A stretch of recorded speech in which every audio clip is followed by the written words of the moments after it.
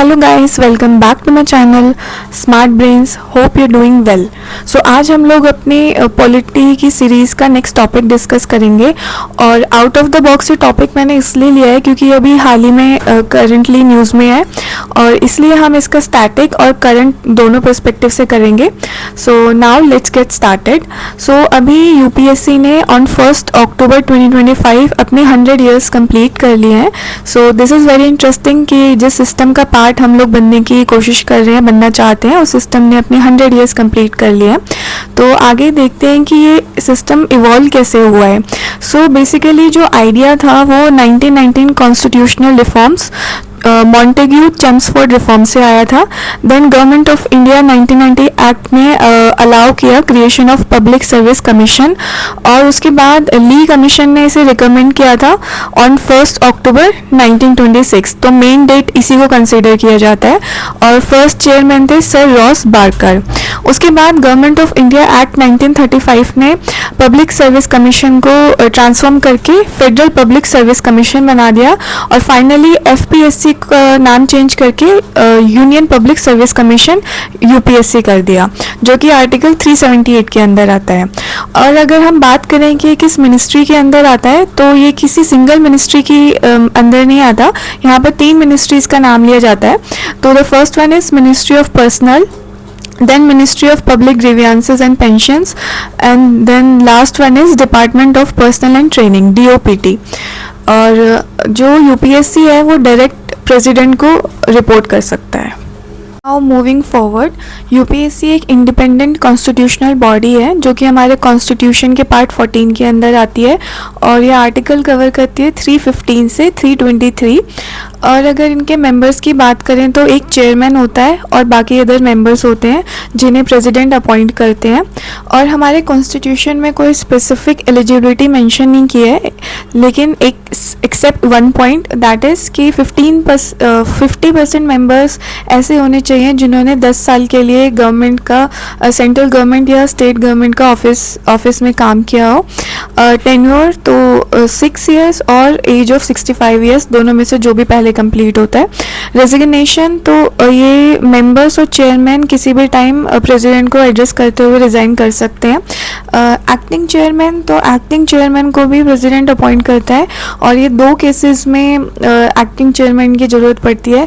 या तो जो चेयरमैन का जो पोस्ट है वो खाली हो गया है किसी भी रीज़न से, या फिर जो चेयरमैन है वो अपनी ड्यूटीज़ परफॉर्म करने के लिए अनेबल है। उसके बाद बात करते हैं रिमूवल की।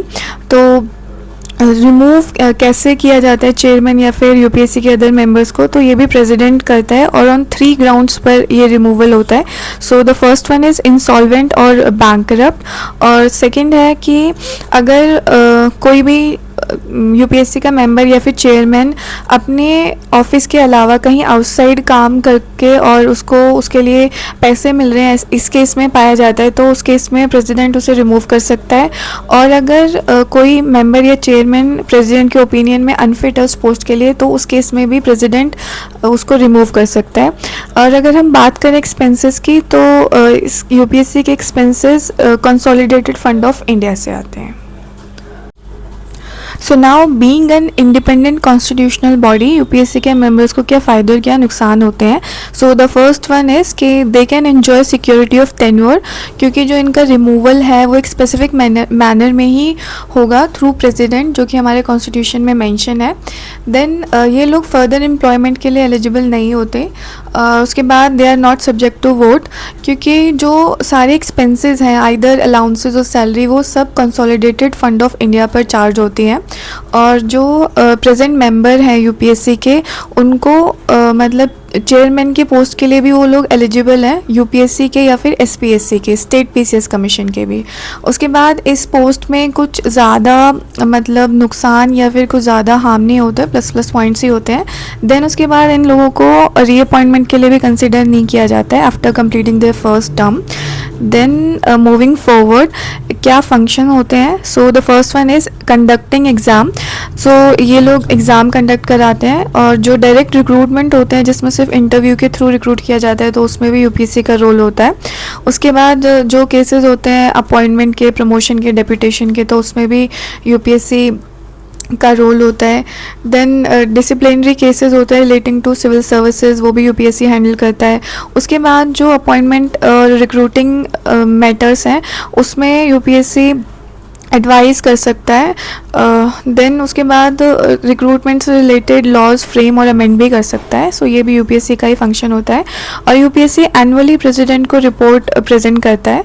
सो नाउ लिमिटेशन, तो कुछ लिमिटेशंस भी होती हैं, जैसे कि यूपीएससी की जो एडवाइस है वो नॉन बाइंडिंग है गवर्नमेंट पे, लेकिन अगर इंडिविजुअल मिनिस्ट्रीज़ की बात की जाए तो वहाँ पर इंडिविजुअल मिनिस्ट्रीज़ उस चीज़ को रिजेक्ट नहीं कर सकती। So now articles. So article 315 से 323 तक यूपीएससी की वर्किंग फंक्शन और पावर्स, एक्सपेंसेस और रिपोर्ट्स के बारे में मेंशन किया है, और आप लोग ये आर्टिकल्स याद रख सकते हैं। So that's all for today. अगर आपको ये वीडियोस अच्छी लगी है तो प्लीज़ कमेंट सेक्शन में बताएं, और अगर आपको अच्छी नहीं भी लगी है तो भी प्लीज़ कमेंट सेक्शन में बताएं। सो मिलते हैं नेक्स्ट वीडियो में नेक्स्ट टॉपिक के साथ। Thank you so much. Bye bye, take care.